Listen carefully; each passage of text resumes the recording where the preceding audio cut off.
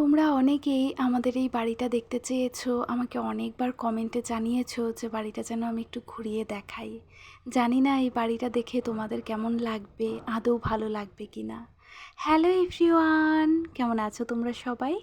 আমি মধুমিতা চলে এলাম আজ এই হোম ট্যুর ভিডিওটার সঙ্গে। স্বপ্ন দেখি সব সময় এই বাড়িটাকে সুন্দর করে গড়ে তোলার, তবে জানি না সেই স্বপ্নটা আদৌ কোনোদিনও সত্যি হবে কি না, আর হলে পরেও কি জানি কবে হবে। তো এখন যাই আছে না কেন এই বাড়িটার অবস্থা, এটাই তোমাদের সঙ্গে আজ শেয়ার করব। তো চলো এবারে গুটি গুটি পায়ে ঘরের দিকে এগোচ্ছি। আর আজ এই ড্রেসটা পরেছি কেন জানো? কারণ আমি তো এই রাজপ্রাসাদের রাজকুমারী, তাই জন্য রাজকুমারীর যাতে ফিলটা পুরোপুরি পাই সেই জন্য এই ড্রেসটা পরা। আর এই ফুলগুলো কি সুন্দর তাই না? আমাদের ঘরের সামনেটাই কিন্তু এই ফুল গাছটা লাগানো রয়েছে। তাহলে চলো এবার ঘরে যাওয়া যাক। তবে হ্যাঁ, পুরোপুরি ট্যুরটা আমাকেই দিতে হবে, কারণ এই দরজার ভেতর দিকে কেউই নেই। আমি নক করছি ঠিকই, জাস্ট ফর্মালিটি, কেউ নেই। তো চলো এবার তোমরা সবাই আমার সঙ্গে চলে আসো। এই হচ্ছে আমাদের বৈঠকখানা, যাকে বলে কি না ড্রয়িং রুম। আর আমাদের ঘরে কিন্তু খুব যৎসামান্য জিনিসপত্র দিয়েই সাজানো গোছানো রয়েছে, আসবাবপত্র নেই বললেই চলে। তো এই হচ্ছে একটা টিনের ঘর, তার মধ্যে আবার পাকাও রয়েছে, টিনও রয়েছে, কাঠও রয়েছে, ইভেন কি প্লাইউডও কিন্তু অ্যাড রয়েছে।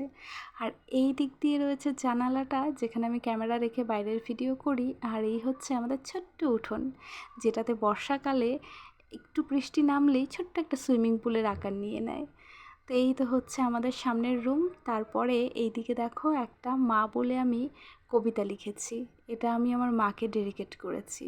কবিতাটা কেমন হয়েছে একটু পজ করে দেখে আমাকে একটু কমেন্ট করে জানিও তো। তোমরাও চাইলে তোমাদের মায়েদের জন্য এমন সুন্দর সুন্দর কবিতা কিন্তু লিখে গিফট করতে পারো। আর এইদিকে একগুচ্ছ গোলাপ, সেটারই একটা ছবি রেখেছি।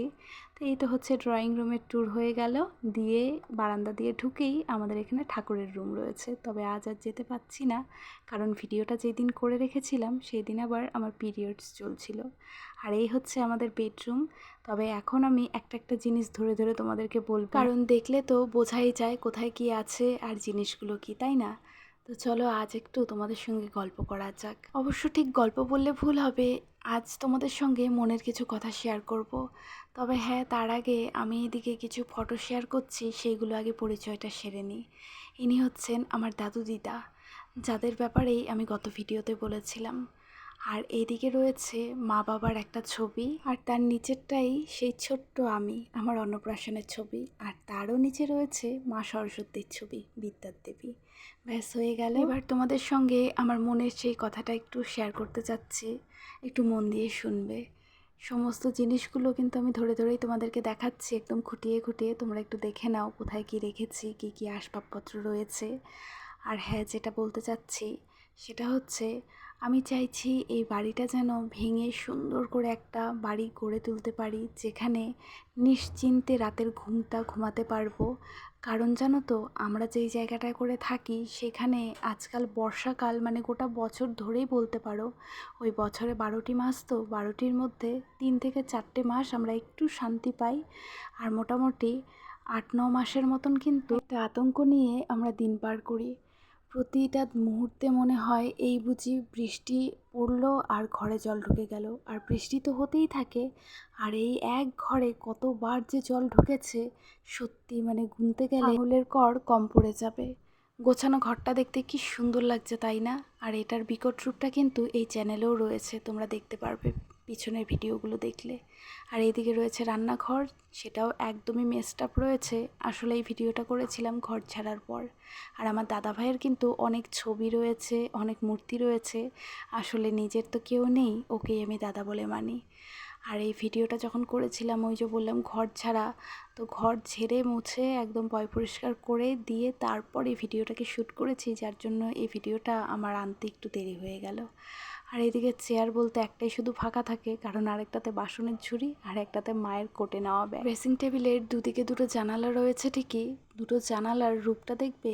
এই দেখো, এই হচ্ছে একটা জানালা, মানে জানালার পাল্লাগুলো একদম নষ্ট হয়ে গেছে। আর এটা হচ্ছে ওই খাটের দিকের জানালাটা, যেটা নাকি ভেঙেই গেছে।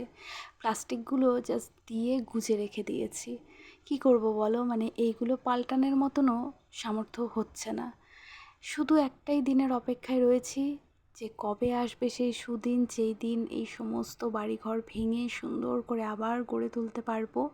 আর দেখো এখন শুধু এই প্লাস্টিক গুছিয়ে দিয়ে পর্দা দিয়ে ঢেকে ঢেকেই রাখি। পর্দা দিয়ে অবশ্য ঢাকা থাকলে কিন্তু আবার বোঝা যায় না যে পর্দার আড়ালে কী রয়েছে। ঠিক মানুষের জীবনের মতন, সামনে মানুষ যতই হাসুক না কেন, তার মনের মধ্যে কী রয়েছে সেটা কিন্তু কেউ জানে না, তাই না? ঘরের ভেতরটা দেখিয়ে ভাবলাম বাইরেটাও একটু দেখিয়ে দিই তোমাদেরকে।